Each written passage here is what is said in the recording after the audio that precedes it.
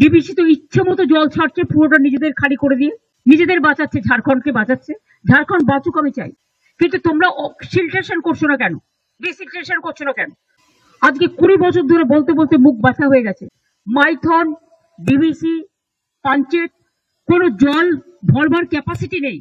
তাহলে রাখার দরকার কি? ড্যাম না থাকলে ভালো হতো, তাহলে জলটা ন্যাচারাল কোর্সে আসতো, ন্যাচারাল কোর্সে বেরিয়ে যেত, সবাই সমানভাবে ভাগাভাগি করতে পারতো। টোটাল আমরা ফেস করছি, দক্ষিণবঙ্গ ফেস করছে ডিবিসি, পাঞ্চেত, মাইথন। দুর্গাপুর ব্যারেজ দিয়ে জলটা ছেড়ে দিচ্ছে এবং আমাদের ব্রিজ থেকে শুরু করে সবকিছু ওই জলের ফোর্সে উড়িয়ে নিয়ে চলে যাচ্ছে। নর্থ বেঙ্গলেও যেটা হয়েছে, তবু ভুটান গভর্নমেন্ট কালকে আমাদের একটা চিঠি দিয়েছে, দুঃখ প্রকাশ করি। দুঃখ ঠিক নয়, যে আমরা ওদের রিকোয়েস্ট করেছিলাম স্লোলি জলটা ছাড়তে, কারণ একটা জল যখন ছাড়ে আসতে 2-3 দিন টাইম লাগে।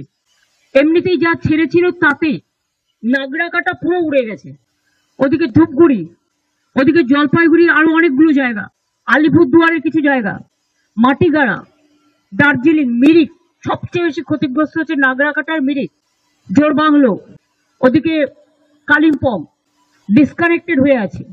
বাংলা হান্টের আরো খবর দেখতে নজর রাখুন। বাংলা খবর মানেই বাংলা হান্ট।